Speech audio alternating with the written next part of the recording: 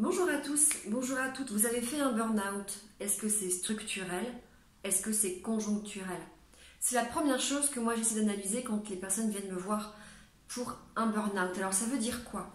On va parler peut-être de facteurs externes et de facteurs internes. Comment expliquer que face à la même situation, si vous êtes une équipe, et dans cette équipe, il y a une personne qui va être en souffrance au travail et qui va faire un burn-out.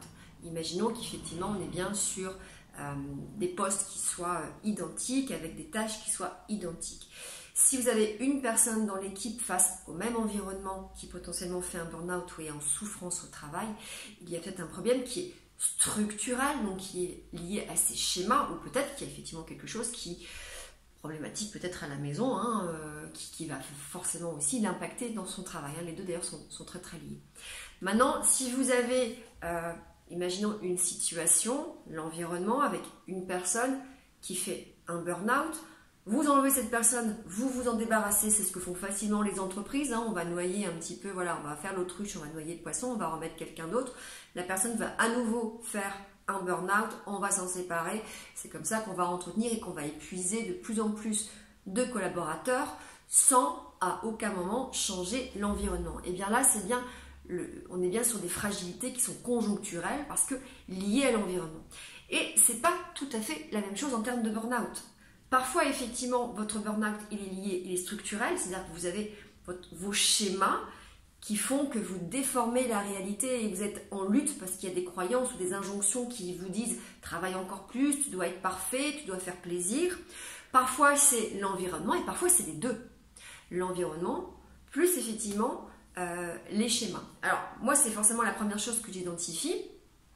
Sur le conjoncturel, à mon niveau en cabinet, je ne peux pas faire grand-chose. Je peux le faire quand j'interviens sur les RPS, donc la prévention des risques psychosociaux, où là, l'objectif, c'est bien de faire un diagnostic et se rendre compte qu'il y a peut-être des choses à changer au niveau des méthodes de travail, des conditions de travail, des objectifs, de l'environnement, des nuisances, etc., etc. Mais quand une personne vient me voir en cabinet, moi, là, je n'ai pas de levier d'action. Et la première chose que je demande à cette personne, c'est quels sont les leviers d'action que vous avez sur votre environnement, sur votre management, sur votre objectif, sur l'ambiance, sur les conditions de travail, sur les moyens, sur la charge de travail. La personne, effectivement, va essayer en tout cas de faire des propositions et peut-être potentiellement voir avec son manager ce qu'il est possible de faire. Et parfois, il n'y a aucune solution possible.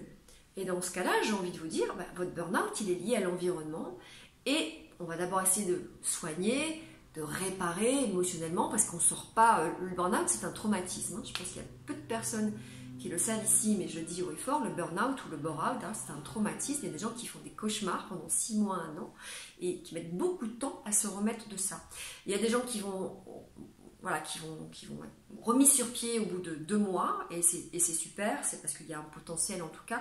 Il y a des gens qui vont mettre jusqu'à 1 an de se remettre d'un burn-out, donc il ne faut pas sous-estimer le burn-out. D'abord on va réparer, on va revaloriser et pour pouvoir potentiellement après derrière changer d'environnement. Quand c'est structurel, eh ben là il y a un travail effectivement à faire sur soi. D'abord identifier les schémas. Moi souvent je constate que c'est souvent les mêmes schémas, ou alors en analyse transactionnelle, vous savez, on a les drivers, c'est souvent les mêmes qui reviennent. Il y a le côté soit parfait, il y a le côté fait plaisir, donc je me mets en abnégation parce que je cherche la reconnaissance et je vais me charger pour avoir la nourriture affective, pour avoir de la reconnaissance, pour avoir aussi pour un sentiment d'appartenance potentiellement. Donc il y a tous ces schémas-là qu'il va falloir identifier pour les travailler, parce que si effectivement il y a un problème structurel, une fragilité, excusez-moi, je n'aime pas le terme problème, surtout quand on est orienté solution, s'il y a une fragilité structurelle, si on ne la corrige pas, vous allez vous retrouver dans un autre environnement qui là potentiellement sera plus adapté, mais vous allez maintenir et entretenir à travers vos comportements, vos croyances et vos schémas, un cercle vicieux qui va vous replonger dans la même situation. Et c'est comme ça que j'ai des gens que j'accompagne et qui me disent, voilà, j'ai fait trois postes et à chaque fois, ça recommence, ça revient. Et effectivement, ils n'ont pas corrigé cette partie structurelle.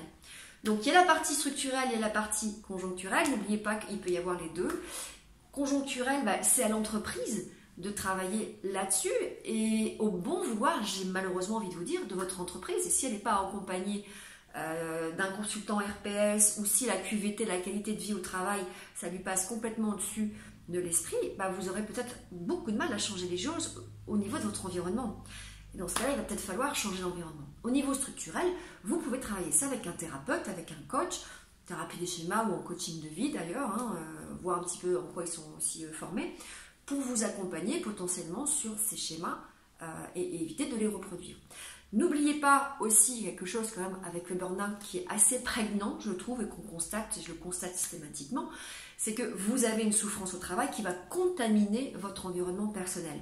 Et d'ailleurs, les entreprises ne sont pas très fair-play, c'est que bien souvent, quand vous avez à un moment donné ces problèmes au niveau personnel qui souvent découlent de votre mal-être au travail, bien, il va y avoir aussi des excuses qu'on retrouve systématiques, et oui, mais elle avait des problèmes personnels, ça n'allait pas dans son couple. En fait, les deux sont très très liés. Vous ne pouvez pas totalement épanoui dans votre vie personnelle si vous n'êtes pas épanoui dans votre vie professionnelle, et vice-versa. Et quand à un moment donné, vous êtes contaminé par la souffrance au travail, vous commencez à penser, à manger, à vivre, à dormir, travail avec des ruminations, avec des insomnies, avec une irritabilité, et forcément, vous ramenez ça au travail, et quand bien même vous pourriez dire c'est cloisonné. Si vous êtes directeur d'entreprise, si vous êtes manager, écoutez-moi, et j'ai été manager, j'ai fait une reconversion professionnelle, donc je sais ce que c'est. L'entreprise n'est pas cloisonnée. C'est impossible de dire ton petit sac d'émotions et ton petit sac de problèmes tu mets à l'entrée d'entreprise, parce que j'ai encore beaucoup de managers qui disent tes problèmes on ne voulait pas les voir en entreprise. Non, cette façon de cloisonner n'existe pas. Et effectivement, la souffrance au travail, on va la ramener à la maison et potentiellement la souffrance à la maison, on peut aussi la ramener au travail, et c'est ça qui fait que c'est complexe, et que l'accompagnement de la souffrance au travail de manière générale, parce que là je vous parle du burn-out, il y a plein d'autres choses, il y a le bore-out, il y a le burn-out, il y a le harcèlement, il y a tout un tas de choses qui font qu'on souffre au travail. Prenez soin de vous, j'espère que cette vidéo vous aura été utile. À très bientôt.